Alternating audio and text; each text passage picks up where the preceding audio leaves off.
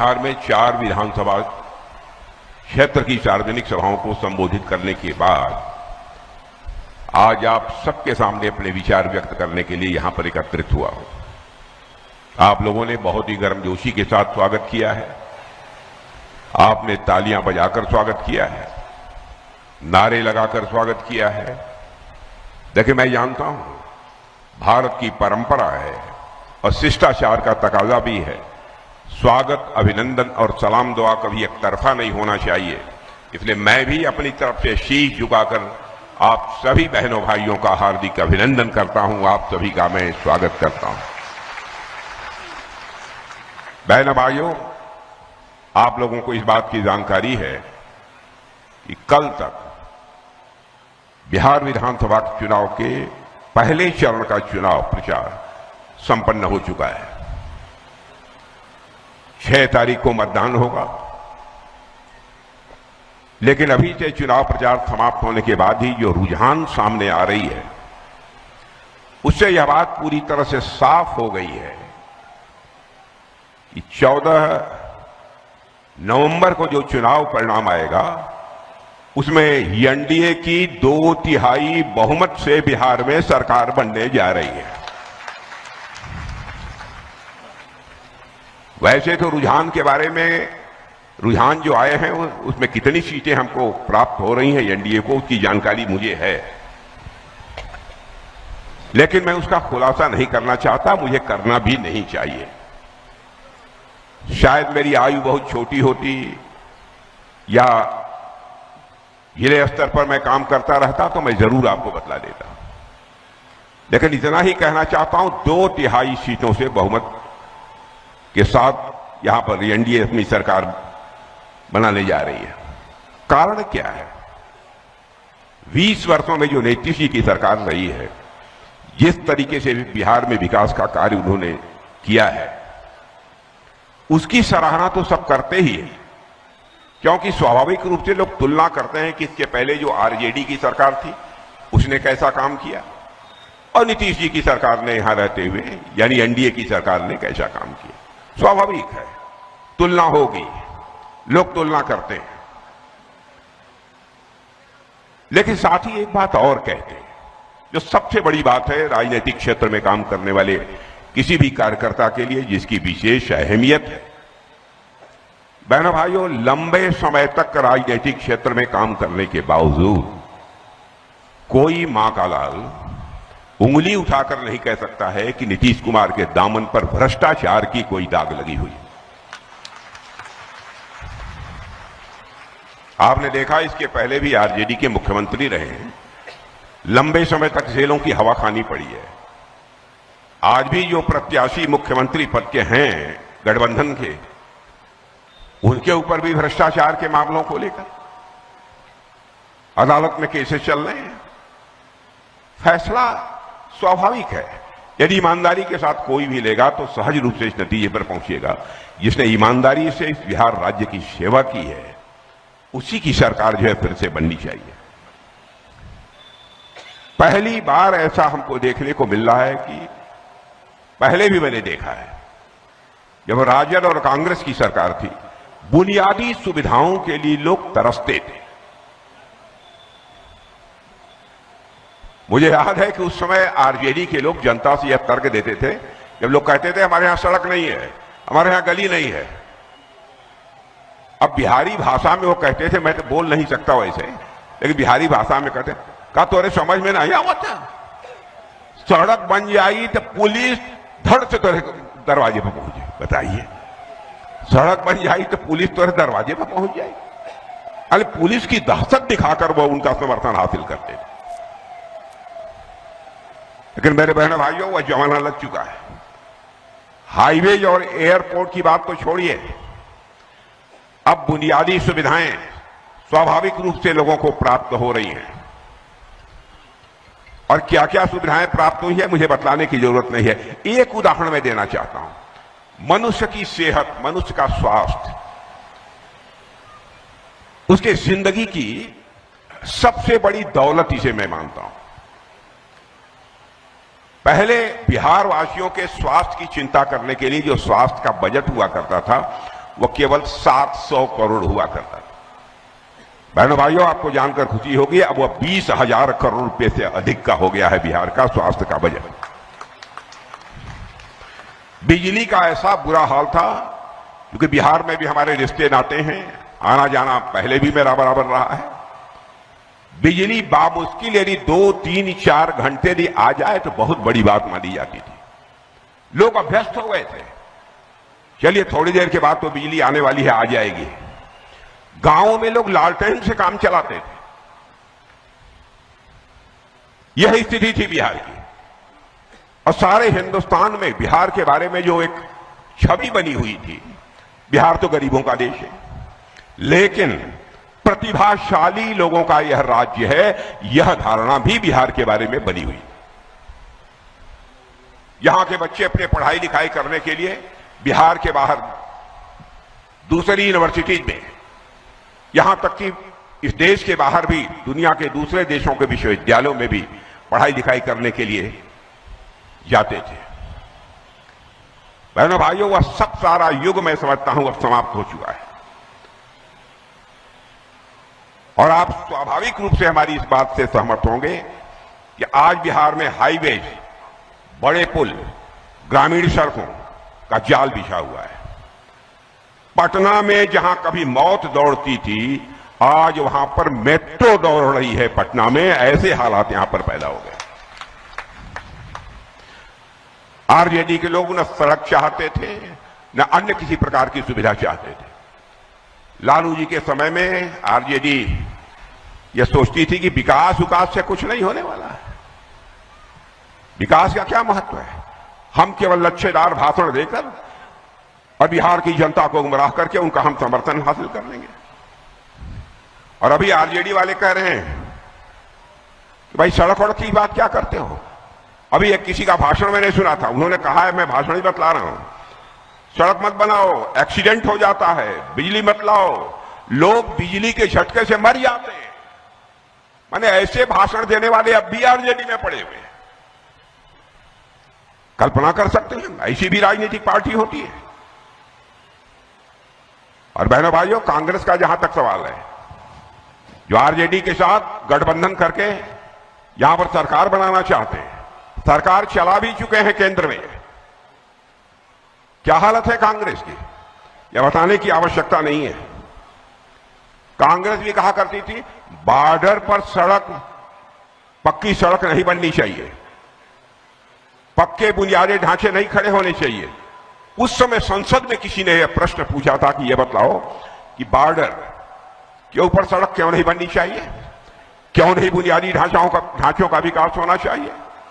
उसमें कांग्रेस के लोग यह तर्क देते थे कि यदि बॉर्डर पर पक्की सड़कें बन गई, वहां पर बुनियादी ढांचों का यदि विकास हो गया, तो हमारे पड़ोसी देश के जो हमारे विरोधी हैं वो हमारे देश की सीमा में घुस आएंगे और हमारे ऊपर कब्जा कर लेंगे। यह सब सारे तर्क या कांग्रेस और आरजेडी जैसे नेताओं के द्वारा यह बराबर दिए जाते रहे। लेकिन बहनों भाइयों, सच्चाई को कोई नकार नहीं सकता है। हमारे प्रधानमंत्री मोदी जी ने विकास विरोधी सोच को बदल दिया है। आज हमारा भारत कितनी तेजी के साथ प्रगति कर रहा है। मैं आपको याद दिलाना चाहता हूं, 2014 के पहले हमारा भारत धन दौलत के मामले में दुनिया के देशों में वही 11वें स्थान पर खड़ा था, जिसे अंग्रेजी में इकोनॉमी की साइज कहते हैं। 11वें स्थान पर खड़ा था। केवल 9-10 वर्षों के अंदर ही इतनी तेजी से भारत ने प्रगति की है मेरे बहनों भाइयों, कि आपको यह जानकर आपका सीना चौड़ा हो जाएगा कि जो हमारा भारत आज के 10 साल पहले दुनिया के देशों में धन दौलत के मामले में, अर्थव्यवस्था के आकार के मामले में 11वें स्थान पर खड़ा था, अब वह जंप लेकर दुनिया के देशों में 4थे स्थान पर आकर खड़ा हो गया हमारा यह भारत। और अभी हाल में ही आपने पढ़ा होगा, दुनिया की मानी जानी फाइनेंशियल फर्म्स, विदेशी संस्थाएं अब इस बात का दावा कर रही हैं कि भारत जितनी तेजी के साथ आगे बढ़ रहा है, इसमें कहीं दो मत नहीं है, 1.5 साल के अंदर ही भारत दुनिया के देशों में धन दौलत के मामले में तीसरे स्थान पर आकर खड़ा हो जाएगा। काम करने का यह तरीका होता है। और जहां तक हमारे पड़ोसी देशों का सवाल है, आपको बतलाने की जरूरत नहीं है। पहले जब होता था तब भारत की सीमा में घुस आते थे। अब है किसी माई के लाल ने दूध पिया है जो है इतनी जल्दी भारत की सीमा में घुसने की हिम्मत करे। और इस बार तो आप लोगों ने देख लिया, कुछ आतंकवादी चोरी छिपे आ गए थे, खुलकर नहीं आए थे, छुप कर आए थे। और हमारे कुछ नौजवान, कुछ लोग अपने परिवार के सदस्यों के साथ कश्मीर में घूमने गए थे, पहलगाम में। और बहनों भाइयों, इन्होंने धर्म पूछ पूछ कर मार डाला, धर्म पूछ पूछ कर मारा है। और उसके बाद क्या हुआ यह बतलाने की कोई जरूरत नहीं है। हम लोगों ने जितने भी ऐसे प्रमुख आतंकवादी ठिकाने थे, बड़े बड़े आतंकवादी संगठनों के, बहनों भाइयों, ऑपरेशन सिंदूर में आतंकवादी सारे ठिकानों को सफाया कर दिया। कितने लोग मारे गए उस संख्या को मैं यहां बहुत विस्तार में जाकर नहीं चर्चा करना चाहता, और मुझे करना भी नहीं चाहिए। लेकिन मैं समझता हूं कि जल्दी वह हिम्मत नहीं करेंगे। अब करेंगे तो बहनों भाइयों, हमारा ऑपरेशन सिंदूर समाप्त नहीं हुआ है, अभी स्थगित किया है। हम फिर से ऑपरेशन करेंगे और आक्रमण करेंगे उसके ऊपर, और से हम धराशायी करेंगे। क्या क्या बातें लोग बोलते थे।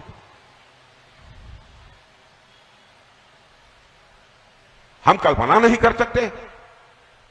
धर्म पूछेंगे, बनाओ किस धर्म के हो, और मार डालेंगे।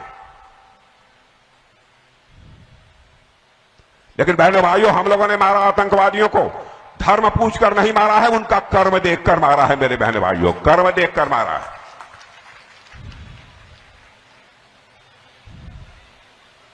हमारे में और उनके की सोच में सबसे बड़ा अंतर यही है।